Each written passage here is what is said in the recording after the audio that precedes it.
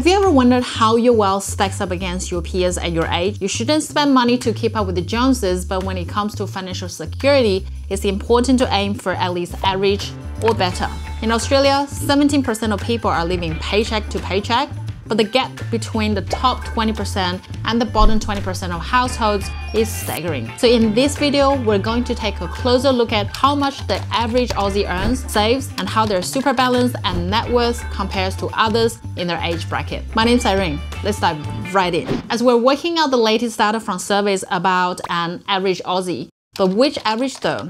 Is it the mean, the median, or the mode, as they are the most common averages in statistics? Say we have 7 people, person 1 earns $1, person 2 earns $1, person 3 earns $2. The mean is the average we're used to, where we add up all the numbers and then divide by the number of numbers. In this case, the mean average is $4. The median is the middle value in the list of the dataset. If the number of dataset is an odd number like this one, easy peasy. The value of the middle person 4 is the median average, which is $3. The mode average is the value that occurs most often. In this case, the mode is $1. As we can see, when we compare the average geographic data, we often use the median value to represent the average level, as it's more accurate and robust since it's not affected by a small number of extremely high or low outlier data. So in this video, the average that I will mention will be the median average for income, savings, super balance, and net worth. With that getting out of the way, how much does an average Aussie earn? Based on the ABS Employee Earnings August 2022 report, a 24 years old Australian that is working full-time earns $57,000 before tax. The earning power increases as we grow older until reaching a peak time in our careers around 45 to 54 years old, when we possibly hold a senior management role.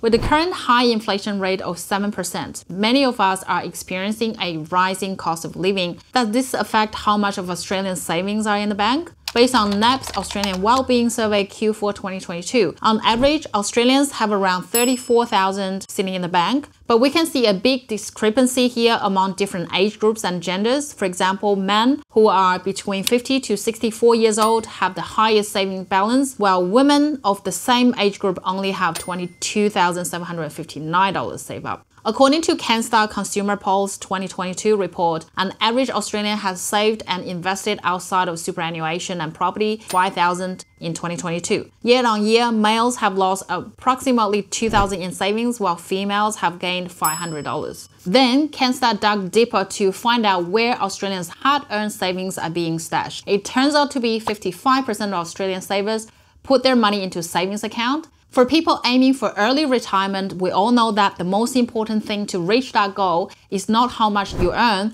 but how much you save, aka the savings rate.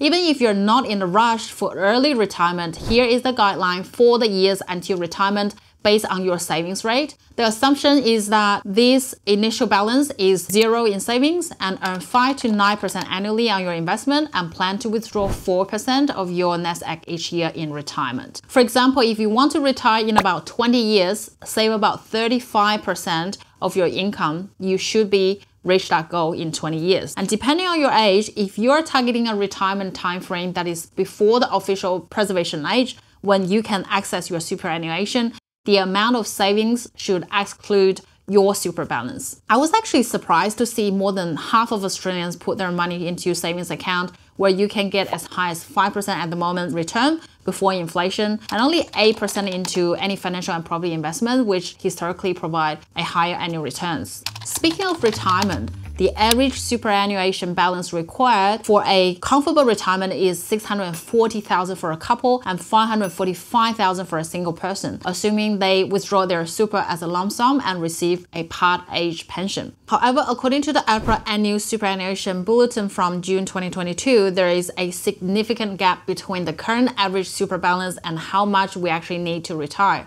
Australians in their 60s face the biggest super gap of more than $190,000. And there are many ways to boost your super balance, and you can check out my previous video after watching this one. When it comes to measuring wealth, one of the most commonly used metrics is net worth. To calculate your net worth, you add up the total value of your assets, which can include things like property, vehicles, businesses, financial assets such as savings, shares, and superannuation, and then subtract any liabilities you have such as mortgage, mortgages, credit card debt, or any other loans. The average net worth for all Australian households was 1.04 million, and with average liabilities of 203,800.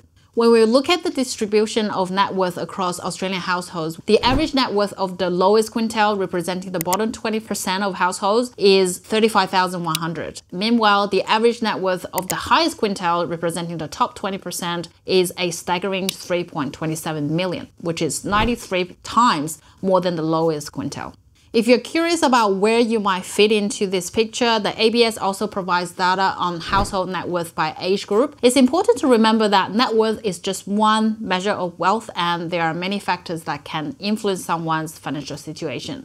If you find that you're doing better than the average Australian in terms of net worth, congratulations, give yourself a pat on the back. But if you're not quite there yet, don't get discouraged. There are always ways to improve your financial situation. You can start by reducing your debt, cutting back on unnecessary expenses, finding ways to save on taxes, boosting your superannuation, and increasing your earning power. Remember, every little bit counts, and taking small steps towards your financial goals can make a big difference in the long run. Thanks so much for watching. My name is Irene. I'll see you next week. Bye.